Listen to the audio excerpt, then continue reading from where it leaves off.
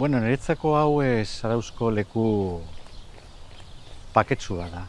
Ni hona etortzen naiz nire barne pakearen bila.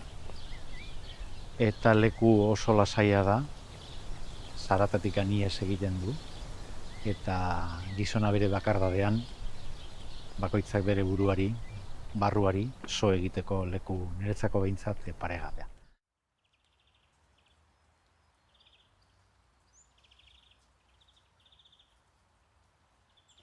Bueno, os he traído a este espacio para la grabación, pues porque para mí tiene mucho significado. Es el espacio de Marcos, digo yo, el espacio de mi hijo.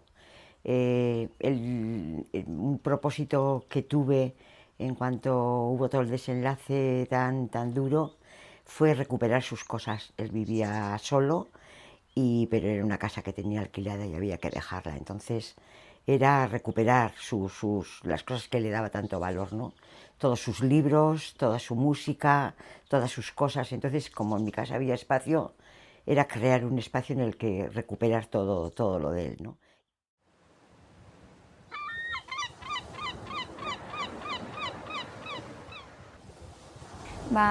Eriotza eta gero ez, niri desente gustatzen zaitez, paseatzea, buelta bat ematia, eta azkenean, Miramar bezalako toki batian, zeinetan ez, halako bista dituzun, itxaso ikus dezakezun, zeinetan zuk ere, momentu horretan hausnar dezakezun, toki bat zeinetan, gustora sentitzen nahi zen, Miramar bera.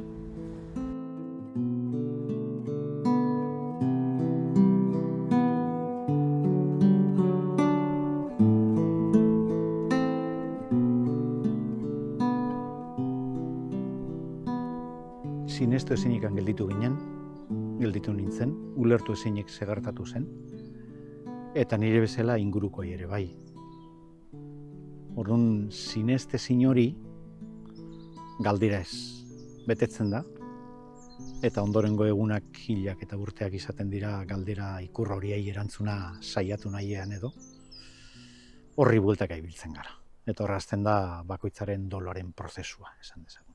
Gure momentuan eta gure bizitzan bai izan zela errealitateko klank, puskatze bat, eta izan zen zerotik hastia, egokitu errealitate berri batera, egokitu bizitza berri bateta, zeinetan gure etxean adibidez pasa ginen 3 izatetik 2 izatera, etxean bizi gara herriko ingurune batian, animaliekin, eta dena izan zen, pixkat egokitzea, pixkat errealitatean aurka borrokatzea. Es algo que te deja eso, pues como un tsunami que pasa por tu vida y esa es la primera reacción, y la del entorno posiblemente también. Es decir, no es un golpetazo solo para mí o para su familia, yo creo que es también para su entorno, para sus amigos, para toda la gente que le quería, ¿no? Es esa sensación de devastación, ¿no? Guk ez baldin bagenuen ulertu, inguruak ere ez zuen ulertu.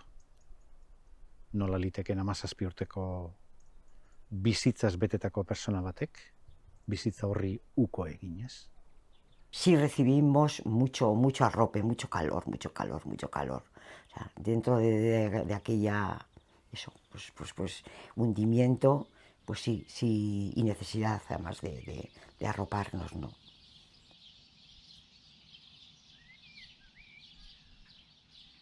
Luego hay un proceso que pasas por todo tipo de emociones.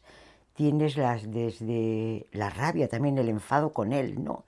La primera reacción a mí eso me duró muy poquito, porque era, pero Marcos, cariño, si nos tenías, si estamos aquí, sí, esa sensación de que no somos suficientes para ti, ¿no? Tienes como un enfado con él. Puntu batzutan ere aitortu beharra dut, ez? Lasaitasuna bere ere sentitzen nun.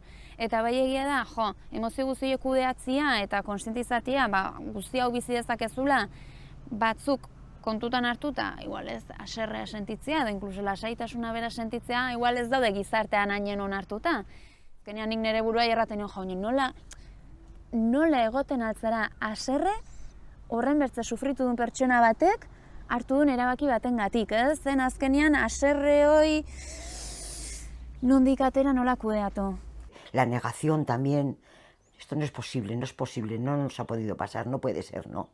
Por eso también, pues, una de las cosas igual que me ha costado es aceptar, ¿no? Que es para siempre, ya nunca más, no va a estar Marcos, ya no va a estar, no va a estar. Eta hau egin banu, eta ez baldin manion hau erran, edo egun hartan ez baldin manu, ez? Isa gauzain, jo, pues galdera horiek bai gelditzen direnak. Bai, galdera horiek gelditu egiten dira, eta de azken finean galdera batzu gure burua egiten dizkigunak, eta erantzunak, pues auskalo, non dauden. Orduan aurkitzen zara, oso bakarti, hutsune handi batean, isiltasunez inguratuta, eta bizitza berri bati aurre egiteko aukerarekin, baina horretaz beranduago jabetzen zara. Pasaba el tiempo y decía, no sueño nunca con Marcos. Me extrañaba. Y un día me desperté y resulta, ostras, estaba soñando con Marcos. Y estaba soñando, además, él venía a mi casa mucho a comer sobre todo. Y además era como justo como repitiendo una situación de esas que había venido, pero amá, me voy y ya no voy a venir más, pero estate tranquila que estoy bien. Entonces es como que me desperté en aquel momento, pero no tenía sensación de angustia, me había dejado como una paz, bueno, no sé, sería mi propia cabeza. Y a partir de ese momento fue como una sensación de aceptación, de decir, bueno, está bien, está en mi corazón y está en mis pensamientos y es para siempre, ya no va a estar más, ¿no?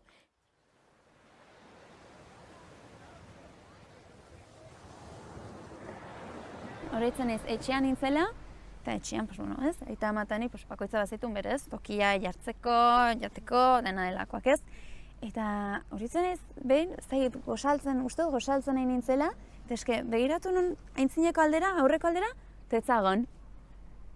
Eta, jo, igual hola tonteri bat erratia dela, ez? Baina aulki hutsa, gosaltzerako garaian egotia, aulki hutso egotia, bazkaltzerako garaian, aulki hutso egotia, azaltzerako garaian, pues erratezu, pues igual aulki hutso ez da beteko.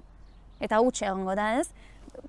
Da gauza horietako bat, zeinak, jo, erran zidan edo argi utzi zidan, bueno, hau ez dela gauza puntual bat, baizik eta honek ez duela atzera bueltarik, ez? Eta azkenen ere nik uste gure erronketako bat doluan badela ere, onarpen hoi, alegia onartzea, joan indela, eta ez dela itzuliko.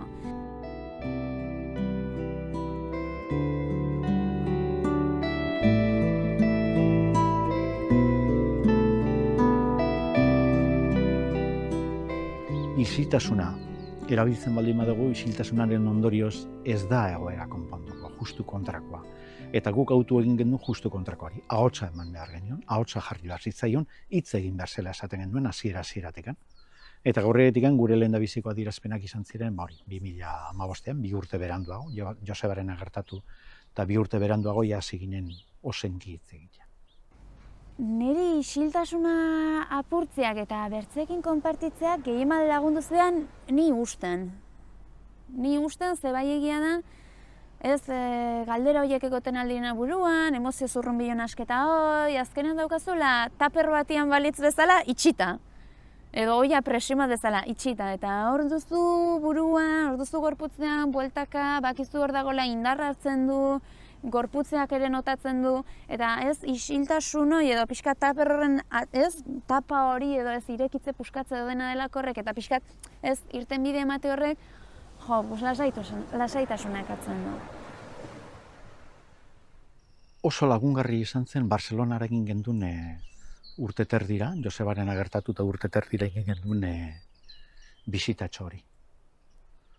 Han elkarte bat badago, Cecilia Borrasek sortua, berari ere semea joan zitzaion, seme bakarra Mikel. Eta hasi ginen ulertzen.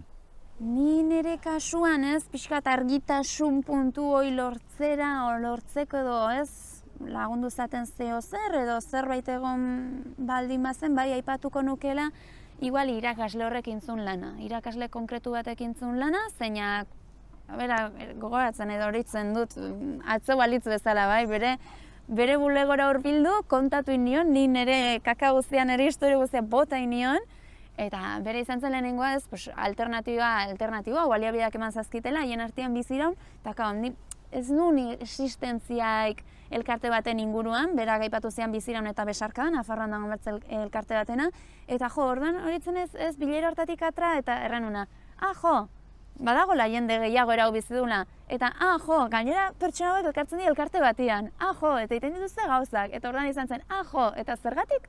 Eta zergatik ez dut probatzen nik hau, ez? Biziraunen sorrera kokatu beharra dago, zoritxarrez suizidio bidez hil direnen gertu dauden personentzako espazio baten beharrarekin. Espazio hori hitz egiteko, negar egiteko, elkar ulertzeko, guk hemen ez genuen aurkitu duela 12 urte. Horren atzetik gindoa zen, ikusten genuelako posible zela era horretan doluari hasiera bat eman, ez? Bueno, antzeko zerbait ikusi genduen lehendabizi Barcelonan, gero Madrilen, eta han ikasitakoarekin esan genuen, igual momentua da hemen ere antzeko zerbait egiteko, eta horre egitekan sortu zen.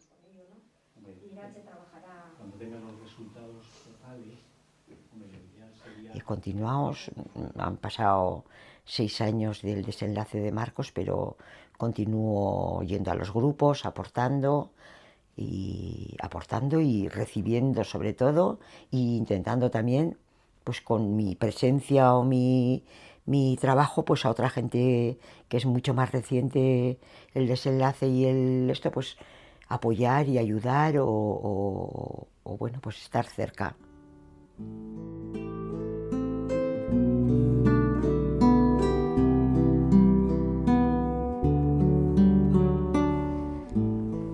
Prozesua hitz egiten edo solasten dugunean ere, bukaera, eta nik uste elkar laguntza taldeetan egoten garenien ere, nozbait ere aipatu izan dugula, eta noiz konsiatzen da dolua bera bukatzen dela, ez? Eta hor, batzuk errataute ez, berez ez duela bukaerarik, bertze batzuk errataute ez, guztiz integratu dugulik, bertze batzuk, eguneroko bat normaltasunez aurrera emateko gai garenean. Nik erantzunik ez dut. Ni nire buruei galdetzen dio, ez da, tarteka galdetzen 4 urte pastu dira eta. 4 urte pasa dira eta iratxe, doluan gaude. Nik erranen nuke ezetz. Ni nire kasuan. Dolua erranen nuke bukatu egin dudala. Gabeziak hor jarraitzen du eta hor segitzen du eta hor segituko du. Yo sí creo que es posible instalarte en apreciar lo que te ha aportado, la maravilla que ha sido tenerle, la suerte que has tenido de tenerle en tu vida, pero un final, no sé, yo creo que va a estar para siempre.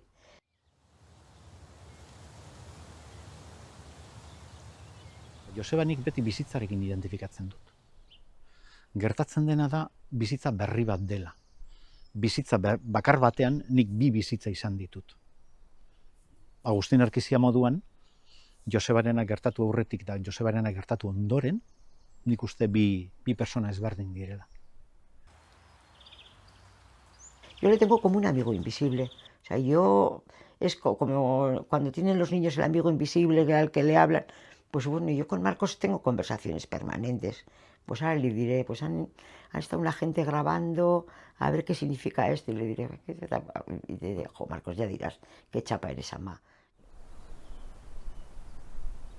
Nik esango nuke gauza oso txikiei garrantzia handia ematen hasi naizela.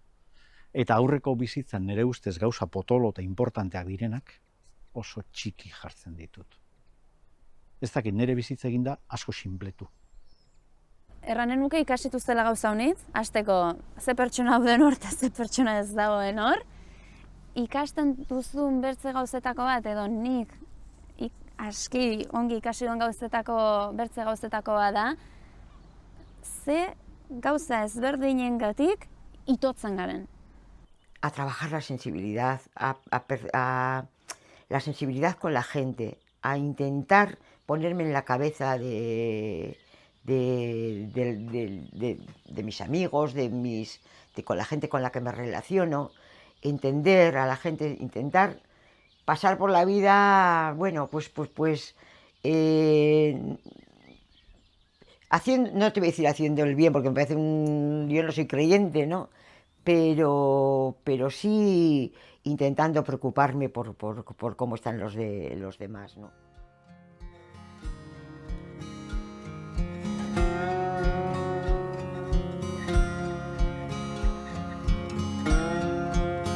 bizitza berri bati hasteko aukera dagoela, ez dela erresa, ez dugu ukatuko, baina posible dela.